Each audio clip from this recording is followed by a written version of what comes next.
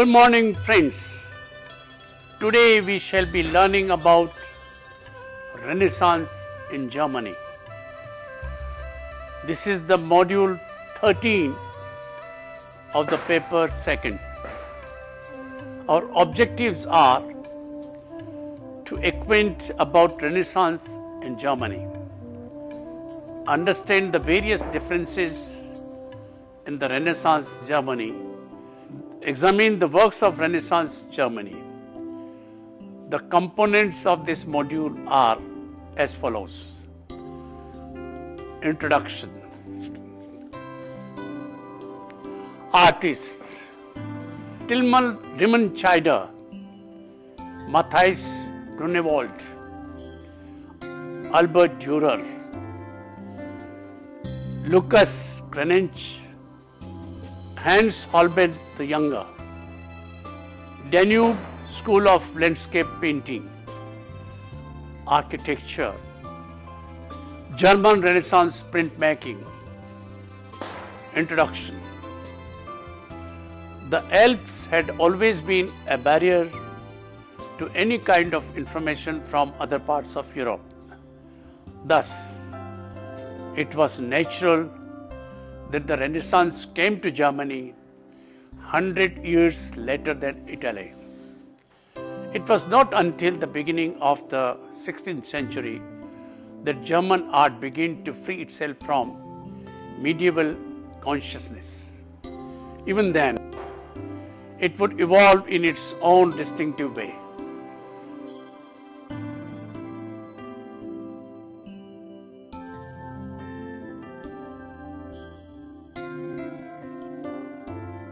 However, some bases of Renaissance were formulated in Germany itself.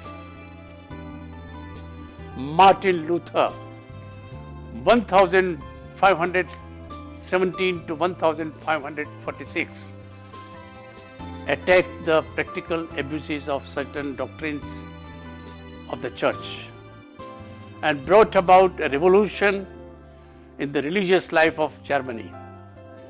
Luther's translation of Bible into High Dutch caused that language to become the recognized German tongue.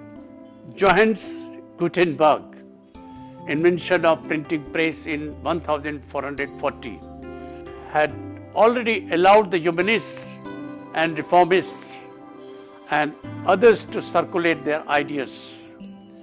Essentially, this is the basis of the Renaissance, the change and exchange of ideas.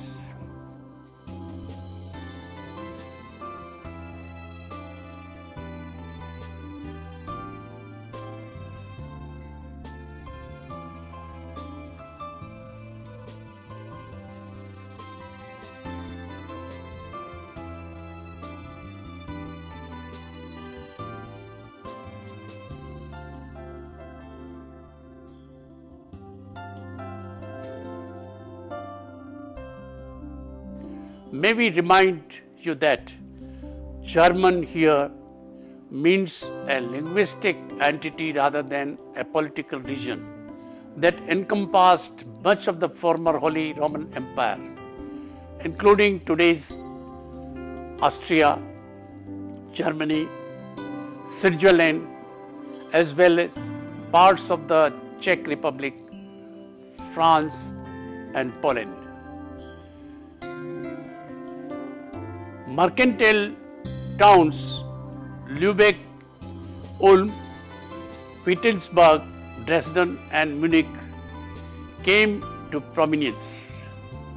Augsburg, Nuremberg and Cologne, important artistic centers throughout this period.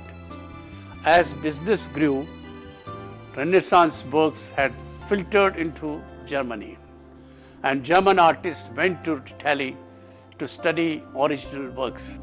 Once this happened, German merchants and bankers ordered portraits of themselves and fine furnishing for their large, comfortable houses. Entrepreneurial artists like Albrecht Durer became huge success. As Germany became the hub of potential Reformation movement, there was no demand for religious art. This was a great blow to artists because it meant that they lost their most important source of commissions and income, and helps to explain why court patronage and painting increased in importance, leading to subjects such as portrait, art and landscape painting, which they sold to the nobility and bourgeoisie. Artists. The two greatest of old masters of Northern Renaissance era and Germany were the prolific, ambitious draftsman Albrecht Durer of Nuremberg and Mainz-based Matthias Grunewald, Stefan Lochner, the printmaker Martin Schonauer after 1455 and 1491, best known for his Madonna in Rose Garden, 1473. Lucas Cranach the Elder, noted for his court portraiture and female nudes. The visionary Hans Baldung-Grien, Hans Holbein the Younger, the eminent portrait painter, important German sculptors, predominantly woodcarvers, Hans Malcher, 1400 to 1467, Michael Pacher, 1400 to 98, White Stoss, 1447 1533, Tillman Raymond Cheddar, 1460 to 1531, Gregor Erhard, Matthias Grunewald and Nicholas Hagenaar, active 1493 to 1528.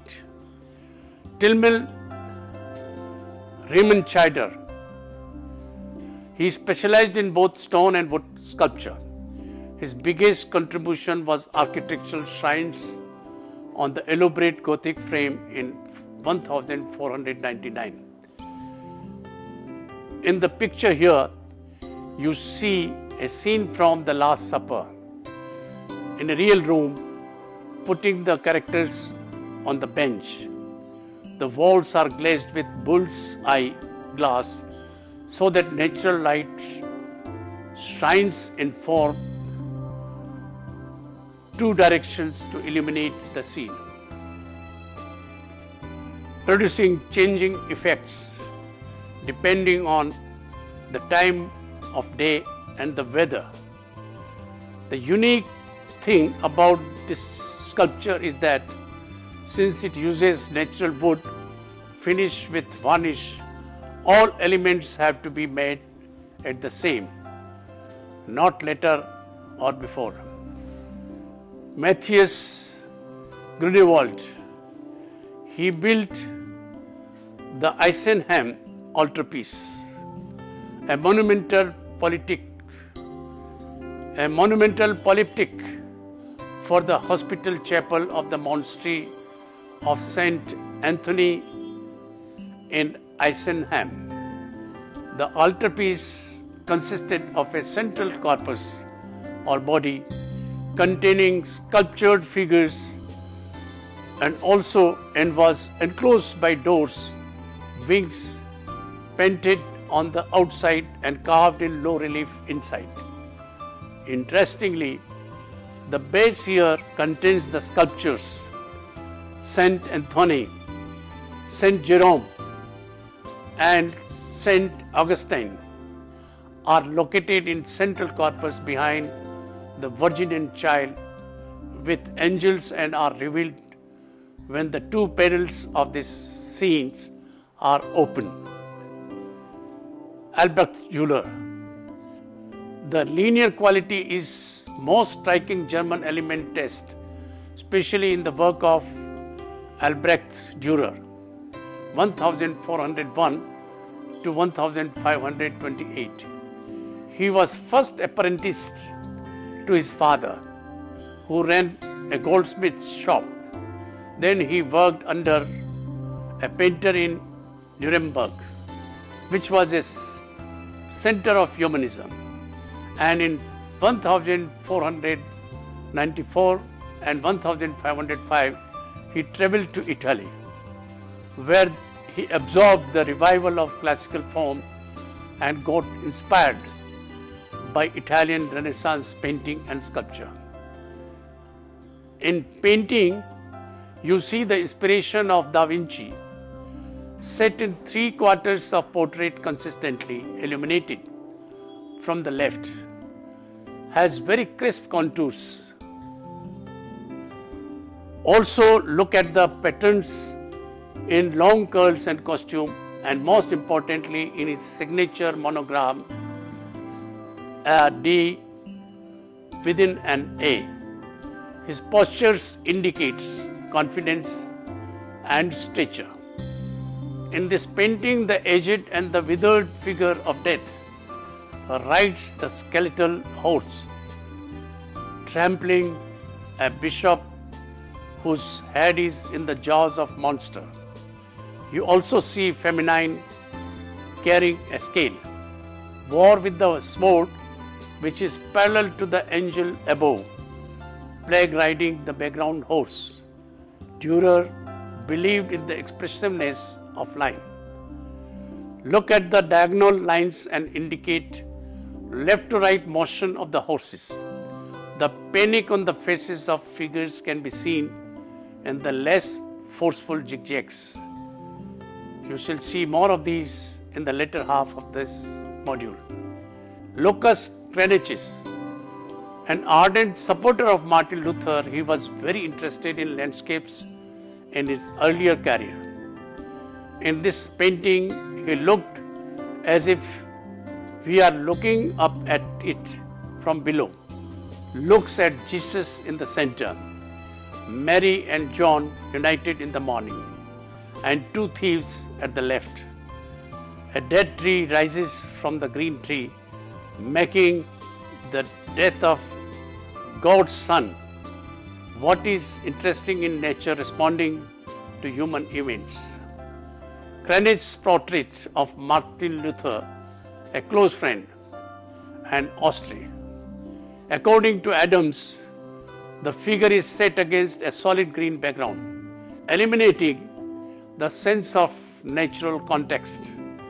Luther's dark robe is also unmodulated, so that the only three-dimensional form is the head. And the emphasis on the stubble of Luther's beard, Cranach renders him as a man of vision, staring out of the picture with an air of linear resolution. Hence Holbein the Younger, the last great German painter of the High Renaissance. Hence Holbein combined German linear technique with 15th century Netherlandish taste for elaborately detailed surface, textures and rich color patterns. He became the court painter to Henry VIII. His portrait of Henry VIII below shows the powerful personality of the king. At his bulky body dominates the frame. His personality is offset by a spatial setting or by objects in the surrounding space. The fine textures and minute patterns of his costume create a surface luster that is reminiscent of Van Eyck.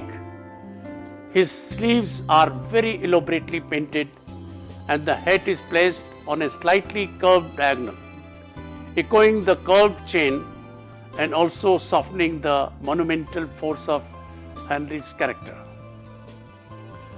Danube School of Landscape Painting.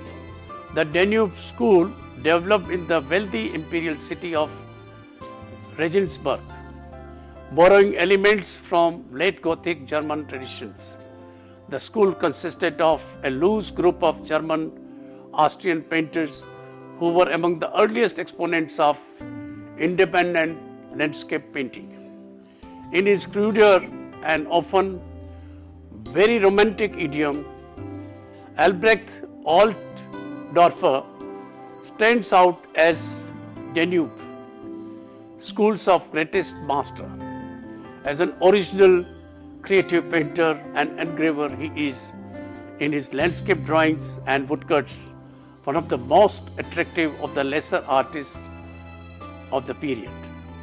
The poetic landscape artist Wolfgang Huber, active mostly in Passau, where he was court painter to the Prince Bishop, is another member of the school, as was Kranich the Elder, at least in his early work. Architecture. For a long time, Germany refused to accept the intellectual, rational ideals of the Renaissance. They only used decorative elements from the Renaissance on their Gothic structures. Following Italian examples, the big rectangular windows were surmounted by segmental and triangular pediments, and occasionally a balustrade decorated with figures was placed along the edge of the roof.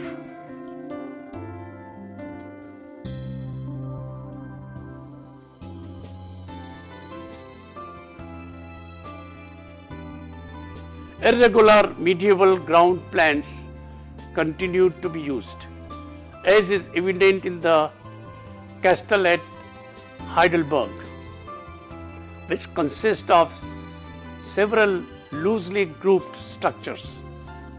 Old fortified castle, built around 1200, was enlarged in Italian Renaissance style by the Elector Palatine Otto Heinrich in 1556 to 1559. The architect, whose name is not known, used a whole range of Greek and Roman designs in an attempt to give the structure a classical character.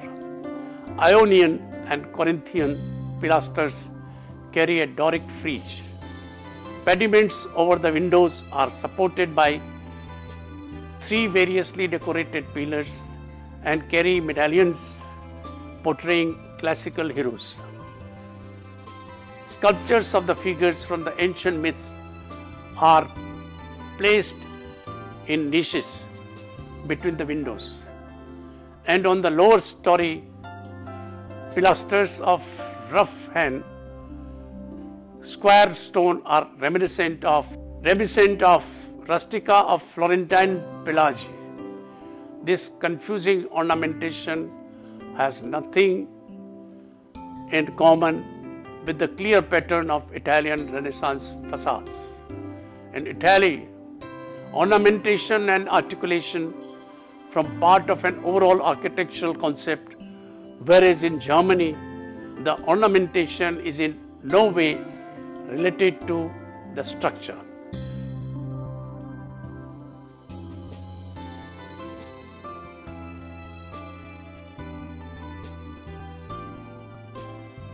Which merely supports a wide-ranging and fantastic decor. The whole at Augsburg, which was completed in 1620 by Elias Hall, is only one among the great many northern European civil structures that could claim to belong to Renaissance architecture in the Italian sense. The clearly conceived regularity of the square grounds plan is subdivided into rectangular state rooms on one axis and 2 facing staircase on the other. In the corners of these scrolls, which is formed by the state rooms and the staircases, square offices are provided for the administration. The square patterns reappears on the facade. Height and width are of equal dimension, and the central section which houses the council chamber also forms a square that is framed by mouldings and pilasters. Apart from a sparing use of cartouches on the uppermost story, ornamentation decorates the facade, which is given its rhythm by the meaningful alternation of differently sized windows. Only the gable surmounting the central section represents a concession to German taste. The overall impression conveyed by the structure is one of the great elegance achieved through the balanced proportions and the harmonious interplay of horizontal and vertical lines. Some more examples of German Renaissance architecture include Torgau and Aschaffenburg and Landshut, and the decorated inner courtyard of Transnitz Castle and Ducal Landshut residence in the inner city, built by Italian Renaissance master craftsmen. St. Michael in Munch, began around 1581, is an important Renaissance building. There is also Heidelberg Castle, which its typical Renaissance facade. In the area of Vester, there are numerous castles and minor houses in the style of Weiser Renaissance. There are also the cities of Lemgo and Hamelin.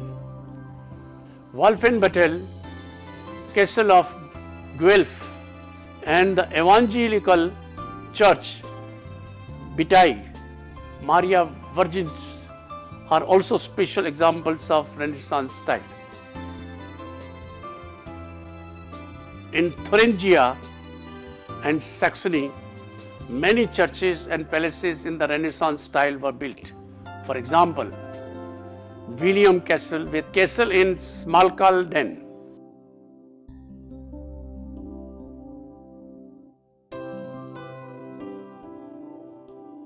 The Church of Rudolstadt.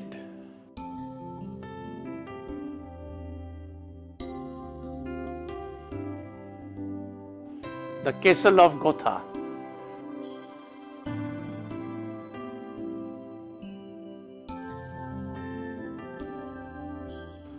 The Freiburg Cathedral.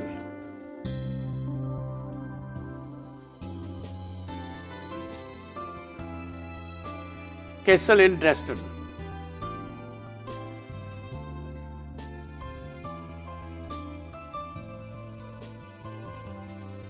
In North Germany, there is Gostrower Castle and the rich interior of Stralsund Nikolai Church. German Renaissance printmaking. The German masters of 15th and 16th centuries excelled at graphic art. Thus, Durer's watercolor are regarded as works of art in their right, rather than mere studies for painting in oil. Similarly, in the case with Altdorfer's representation of Saint Christopher, the clear stroke of pen and white highlighting create a dramatic moment in the saint.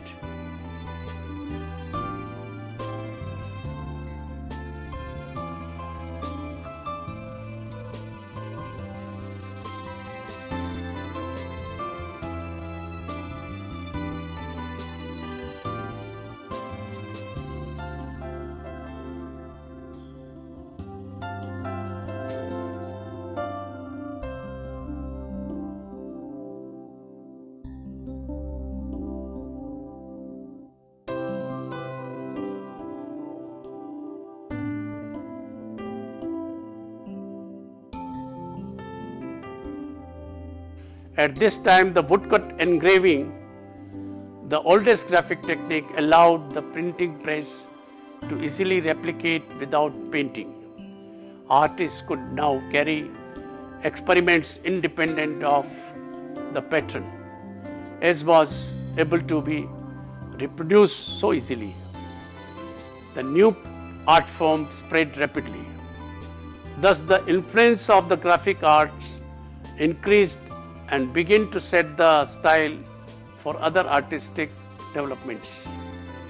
The young Durer started his artistic career as a woodcutter in Basel, where he was interested with book illustrations.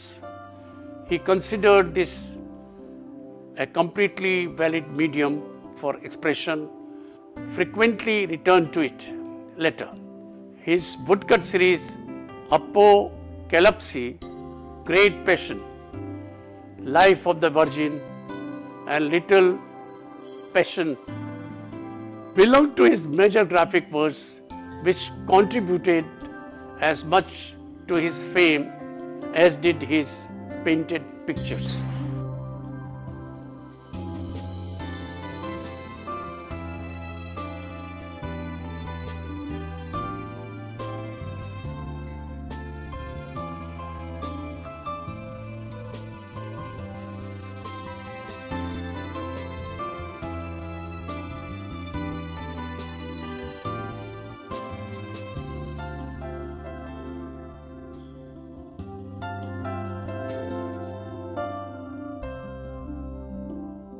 Other masters of this time, Kranich,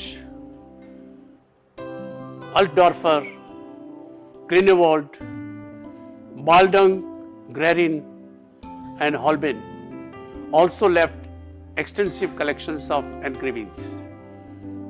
Prints were much sought after, even by art collectors outside Germany, and the high reputation of German artists in France, Italy and the Netherlands was to a considerable extent due to the artistic quality and excellent craftsmanship of German engravings.